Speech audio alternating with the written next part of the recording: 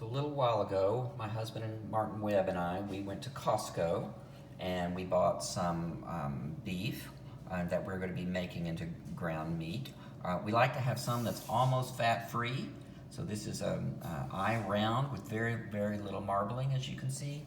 And then over here, you can see this is a chuck pot roast. And it has a lot more fat in it. So we mix them together. We like to have a little bit of fat because it carries so much flavor when you cook it, but we really like pretty lean ground meat. I can tell you that making your ground meat at home is not that big of a deal, but the product is so much better than most of the meat you can buy in the stores. There's no filler, you know exactly what's in it. And for me, some people might be a little squeamish about cutting up big pieces of meat, but actually my grandfather, whose name was Charles Lane, and I'm named after him. Everybody called him Charlie Lane. My name is Charles Lane Venable.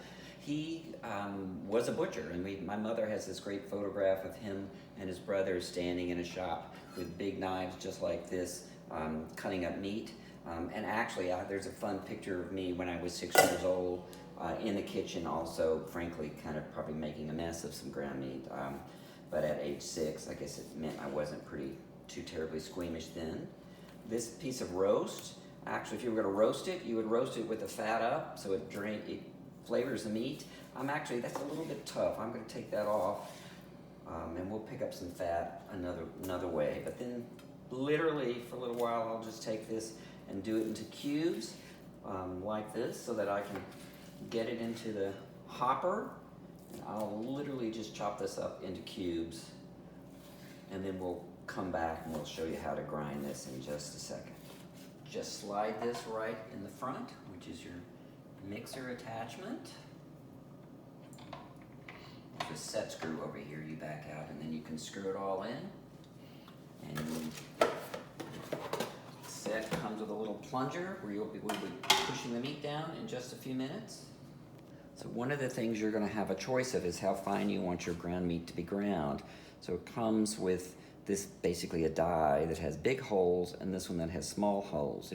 We've decided we actually like to use the one with bigger holes so it won't be so fine. You also have a little cutting blade. You install your cutting blade. It has a square in the middle. You get that on there. And then you have, this goes on like that. And then all you have to do is tighten this all up. And you can cut right there. And you can see I've chopped my meat into this very lean meat on this side and the fattier meat over here, and I'll just alternate those as we grind them. So now for the fun part. I turn my mixer on, and then I just start dropping meat in, alternating lean meat with fattier meat. And look at that. Almost instantly, you end up with, you end up with ground meat. And what pretty ground meat it is. See the little bits of fat in with the lean meat? It makes just a perfect kind of meat for hamburgers, meat loaf, all the wonderful things you use ground meat for. So here we are with half of our meat completed. In the end, this will be about 15 pounds or so. Just take sort of smallish Ziplocs, put about a pound in there, and just like that, zip it up. And then I will clean off this seal a little bit later with water, but look at that, perfect for the freezer. So the next time you want a couple of hamburger patties, you can run to your freezer. So thanks for watching. Trying to do the best we can, hanging out at Westerley, which is owned by Newfields.